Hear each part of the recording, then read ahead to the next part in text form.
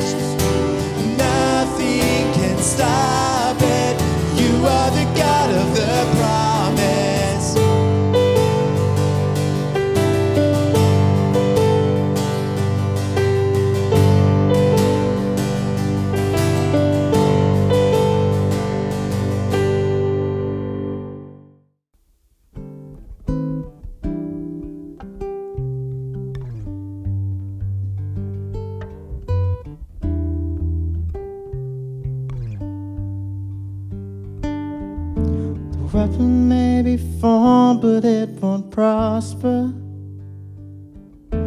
When the darkness falls, it won't prevail.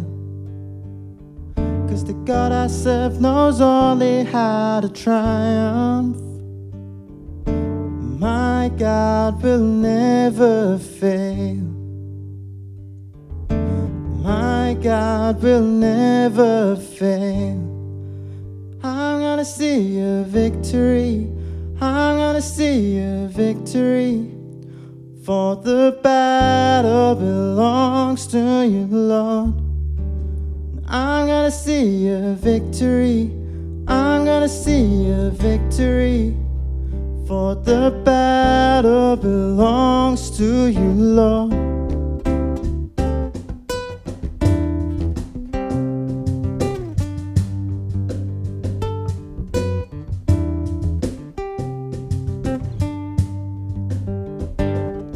There's power in the mighty name of Jesus. Every war he wages, he will win. I'm not backing down from any giant. I know how this story ends. I know how this story ends. I'm gonna see a victory, I'm gonna see a victory, for the battle belongs to you, Lord. I'm gonna see a victory, I'm gonna see a victory, for the battle belongs to you, Lord.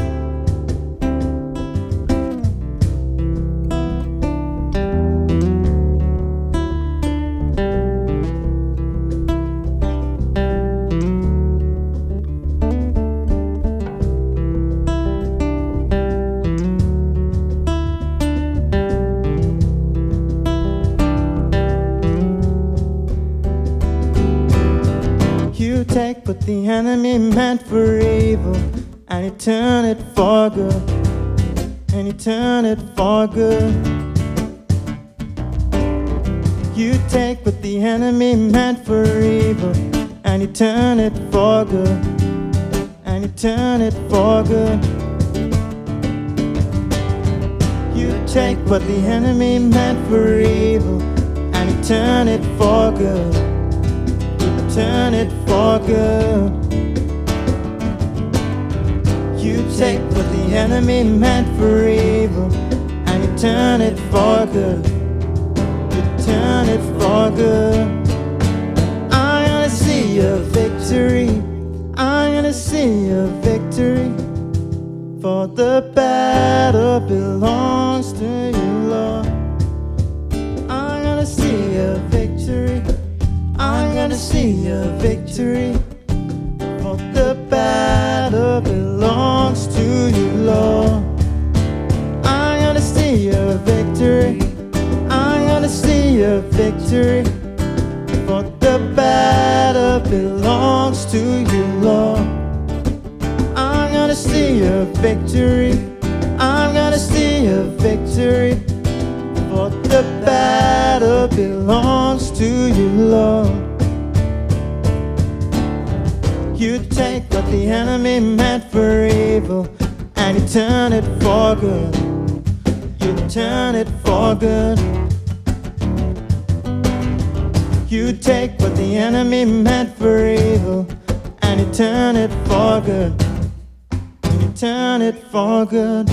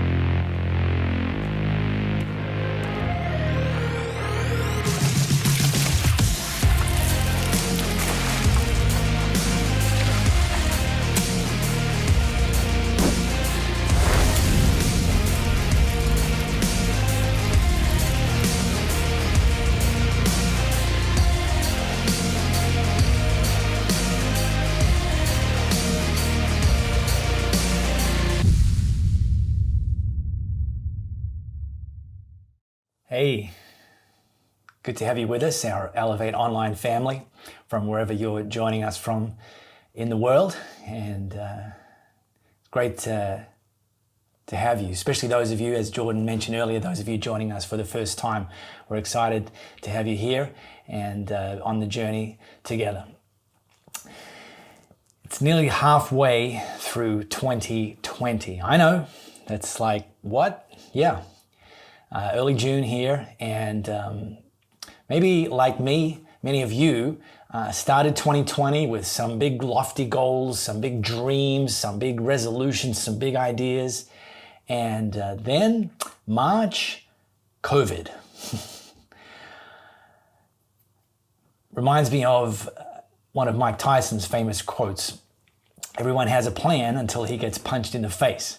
And COVID has felt a bit like a global punch in the face. Things that we've taken for granted for probably most of our lives have been taken away from us, at least temporarily. Things like just, physically socializing in homes and in restaurants and so on, coffee shops, playing sport, watching sport, temporarily taken from us, travel, going on holidays and so on, temporarily taken from us. So the landscape became pretty barren in effect. But on the theme of quotes, Winston Churchill famously said, "Never let a good crisis go to waste." And I'm looking at people's landscapes that are less crowded, are less busy than maybe that would normally be. Obviously, except if you've started baking banana bread or taken on homeschooling duties, which, by the way, well done if you've taken on homeschooling duties. By now, you will probably have learned that recess was created for teachers, not for students. So there's that. But while we're in this season of the landscape having less options, taking Winston Churchill's advice, never waste a good crisis, we think it's a great opportunity for us to just push pause, or essentially some of things have been pushed pause for us, and look at what's important. Really take a deep dive into what really matters in our lives, and what things we can learn, and what things we can change, and what things we can improve on going forward. So today we're launching a brand new series called How to Not Be Your Own Worst Enemy. And it's intentionally a very clickbaity title because it uses this incredibly strong word, enemy. And when we think of enemies, I think, most of us, our thoughts would gravitate towards how wars begin, that one country or one alliance of countries versus another country consider themselves enemies for whatever reasons and go to war. And yet it's actually possible for you and for me to be our own worst enemy. Before you scoff and before you kind of excuse yourself and think, well, there's no way I'd ever be my own worst enemy, let me point out, you've probably seen other people be their worst enemy. See, if the purpose of an enemy is to sabotage somebody else, then being your own worst enemy looks like self-sabotage. And you've probably seen people self-sabotage. Maybe they've self-sabotaged their business or their career. Maybe you've seen people be their own worst enemy when it comes to their marriage, be their own worst enemy when it comes to their finances, be their own worst enemy when it comes to their health. And by looking through the lens of what maybe you and I have seen other people do as far as self-sabotage goes, it might actually be a little bit easier to identify times when we've self-sabotaged, when we've been our own worst enemy, when it comes to studies, when it comes to relationships, when it comes to finances, health, business, career. So this is the series, How to Not Be Your Own Worst Enemy. Because if one thing I know about you, and it's true of me as well, you've been involved in all of your bad decisions. I mean, there's circumstances that are put on us that we can't control that cause our lives to sometimes take a negative turn. Yet, bad decisions that we've made. No getting around that. And this series isn't about rubbing our nose in it. This series is about us highlighting the fact that it's possible to move from being your own worst enemy to becoming your own best friend, to move from somebody who by various decisions and actions and patterns might be inclined to self-sabotage, to actually be somebody in your own life that causes promotion, causes forward movement, causes improvement and advancement. On a bit of a quote roll here today. So let me share a quote from one of the characters in The Office, Dwight Schrute. I'm not sure if you're all an Office fan here, but this is one of his famous quotes. Whenever I'm about to do something, I think, would an idiot do that? And if they would, I do not do that thing. So let me paraphrase that, and as it might be a guiding principle for our new series, and it might go something like this. Whenever I'm about to do something, I think, would my enemy want me to do that? And if they would, I do not do that thing. I want you to join me on a little bit of a theater of the mind here, take you on a little bit of a hypothetical. And the hypothetical, it goes something like this. For you to hypothetically, and me hypothetically, invite our worst enemy, and by the way, you might know who that is, or if you don't really have a worst enemy, let's just pretend you do. Invite them to follow you around and give them the brief that their job in following you around for a week or a month, their job is whenever you're about to make a certain decision or whenever you're about to take a course of action, that their job is to actually give you advice, but give you advice from the perspective of your worst enemy, someone who's determined to see your life sabotaged. So let's say, for example, you're online shopping. And there you go, you found this thing, it's on special, but you don't know if you can afford it, and it kind of looks a little like something you already have. So you turn to your worst enemy for advice. What do you think I should do? Which I don't recommend you do this. This is hypothetical. And they might say to you, well, yeah, you already have one that does everything that this one does, but look, hey, this one's newer. And what's more, I mean, I know it's expensive and I know you can't really afford it, but look, buy it.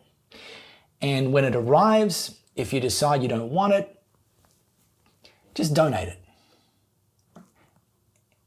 And you'd be thinking, what? But that's the point. That would be typical of the sort of advice your enemy might give you. Or let's say you're thinking about doing something that quite obvious is not a wise thing for you to do. And before you do it, you turn to your enemy and you say, well, do you think I should do it? And your enemy would likely say, yeah, of course, go ahead and do it. Just don't tell anyone. Thankfully, we have access to a voice that, unlike our worst enemy, actually has our best interests at heart. And this is the voice of our conscience. This is this internal voice that God's imprinted in us that has the capacity that when we're approaching something that's not wise, when we're approaching something that's less than God's best, when we're about to do something or say something or not do something that we should perhaps do, this is the voice that says, This is the voice that goes ding. This is the voice that sets off a warning light on our dashboard. This is the voice that should and has the capacity to create some tension in us. That as we're leading up to this thing that's not God's best for us, that we're leading up to do this thing or thinking about doing this thing that's not wise or saying this thing that's not wise, it creates a tension in us. And the big idea I want to highlight for today is that when that tension arises in you, push pause and pay attention to that tension. I want to get in the Wayback Machine and take us back to a moment in history, an event in history.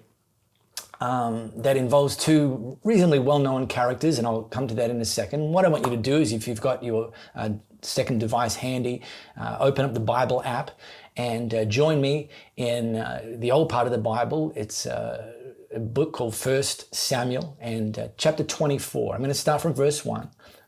1 Samuel chapter 24. We're also going to have it on the screen here as well.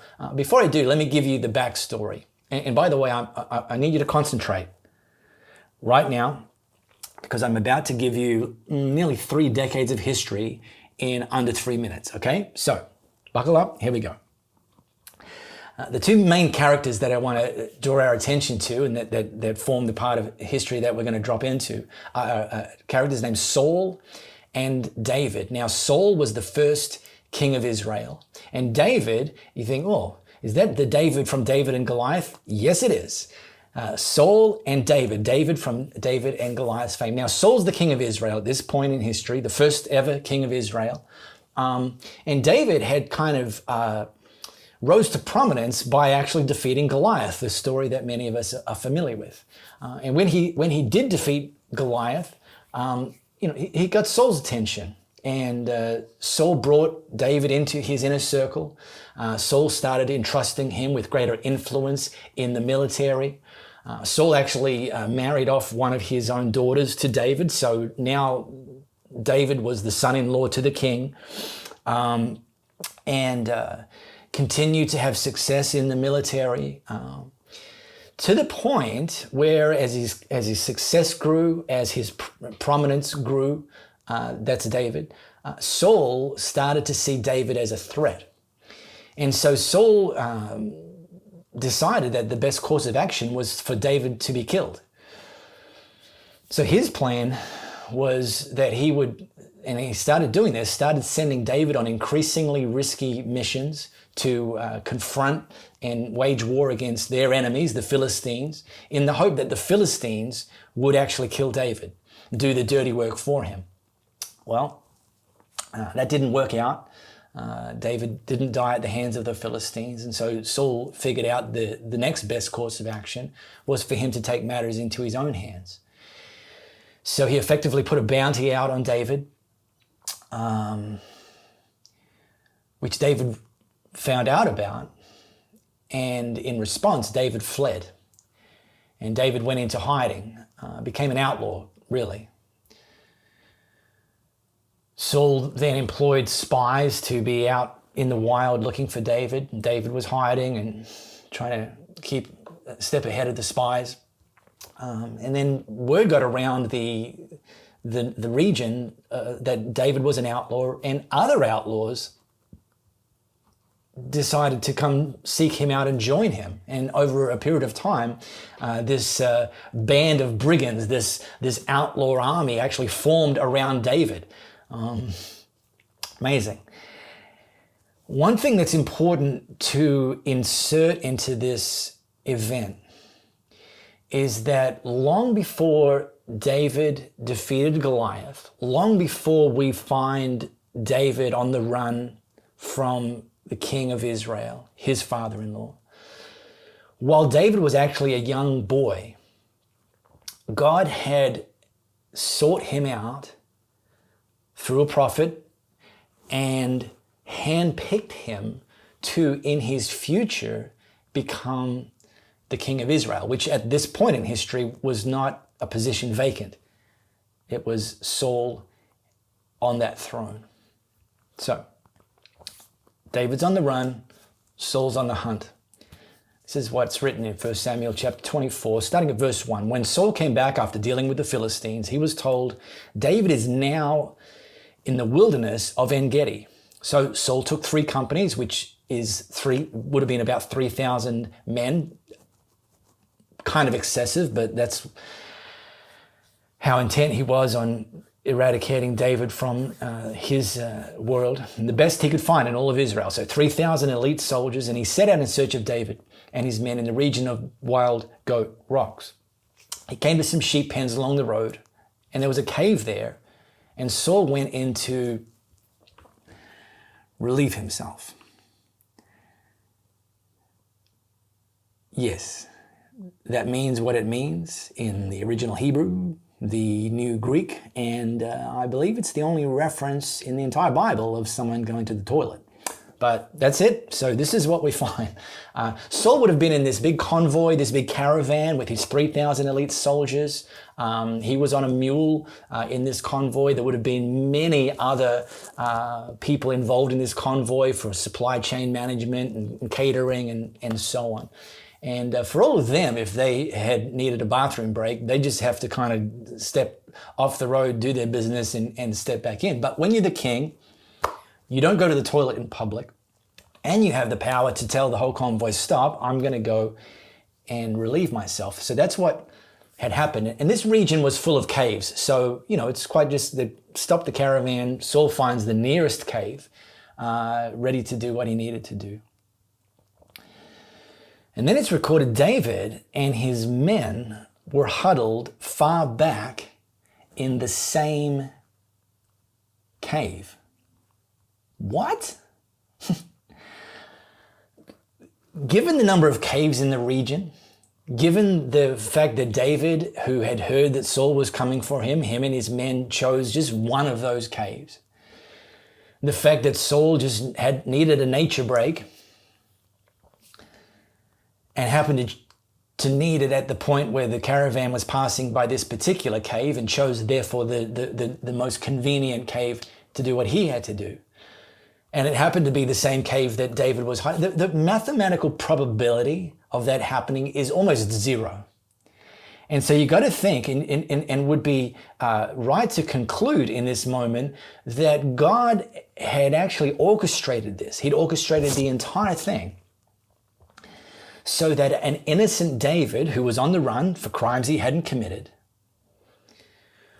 was going to have his hunter, his enemy, his arch nemesis actually handed to him on a platter for David to actually take matters into his own hands and turn the tables, and instead of being the hunted in that moment, he could become the hunter. And so it's no surprise to read that David's men whispered to him, can you believe it? This is the day God was talking about when he said, I'll put your enemy in your hands and you can do whatever you want with him. So you don't even need to read on from here to know that obviously what happened next is that David advanced from the back of the cave, snuck up on Saul, chopped off his head, walked out of the front of the cave, stood in front of the caravan, the convoy, and the elite soldiers, held Saul's head up, and announced himself as the new king of Israel, to which the people obviously were grateful for, because they were on the verge of a civil war. And in this moment, David had taken the opportunity, beheaded Saul, avoided the civil war, and become the king of Israel, which people had learnt was something that God wanted for him anyway.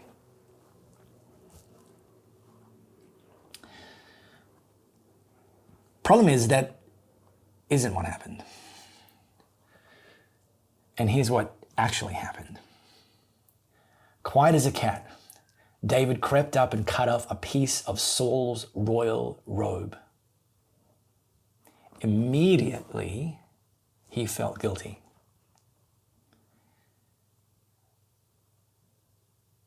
Highlight that. Immediately, he felt guilty. Immediately, there was and he said to his men, God forbid that I should have done this to my master, God's anointed, that I should so much as raise a finger against him. He's God's anointed. And David held his men in check with these words and wouldn't let them pounce on Saul either. And Saul got up and left the cage and went on down the road.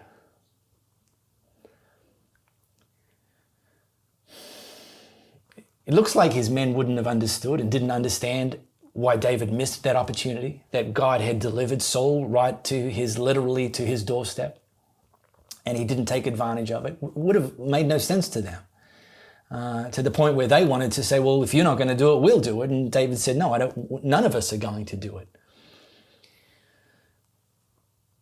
But what we learn from this, and the big takeaway we learn from David, is that yes, he was going to become king, but not like this. That it was the right robe, but it was the wrong approach. That just because we can do something doesn't mean we should do something. Just because something's possible doesn't mean it's God's best for us.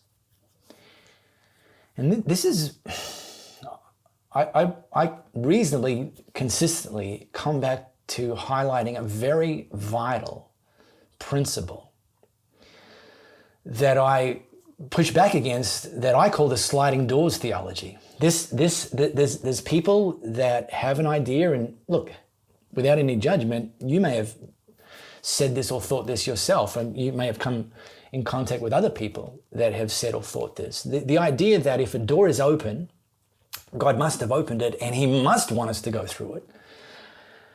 Versus if a door is closed, well, then that's a sign that God doesn't want us to go through that at all. And yet here we had David in a situation where the door was very much open, and yet he knew by listening to the voice of his conscience that he wasn't meant to go through it.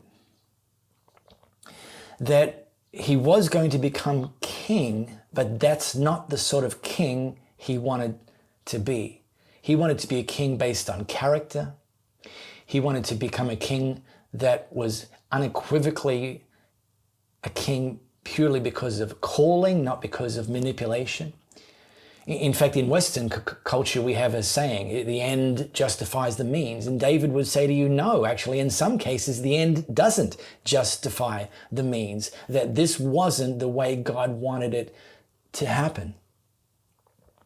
And so for us, the convenient thing isn't always the wise thing. The available thing isn't always the right thing.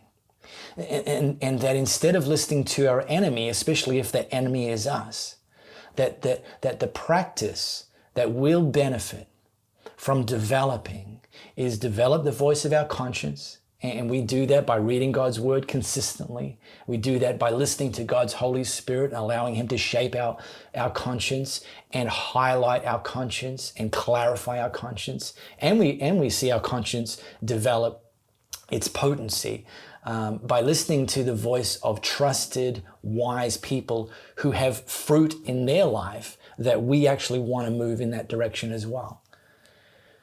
And as our conscience develops, that when we're coming up to those moments, that God would want us to know, do not enter, do not do that, that we would hear the And when we hear that, we would pay attention to the tension. Now, this is a 3-week series, and each week we're going to give you all some homework, a little bit of grunt work, but designed in a way and to take the opportunity for us to take a deep dive into how not to become your own worst enemy. So the way we're doing that is very simple. The delivery mechanism is going to come right to you. Get our Elevate Church AU app, which you can get on Apple and Google. And in there, you'll find Elevate Group Notes. And each of these 3 weeks for this series, we're going to actually be publishing our Elevate Group Notes. Now, our Elevate groups are groups here in Perth metro area that meet regularly in homes and coffee shops and so on and so forth. Obviously met more on Zoom the last 3 months than that.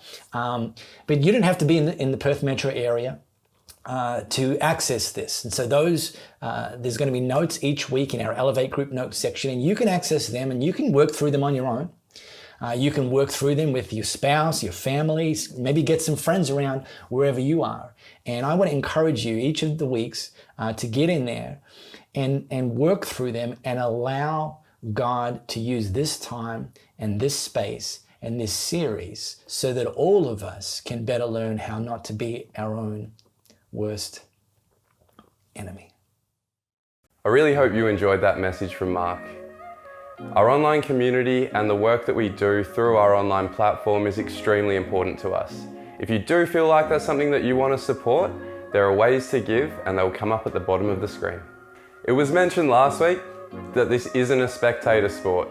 Being a part of this online experience means furthering this experience and putting it in lounge rooms of people that do not yet have access to this. Ways that you can do that are through liking, commenting, sharing, and subscribing. It's been awesome having you. My coffee of the day is Ethiopian Hambella.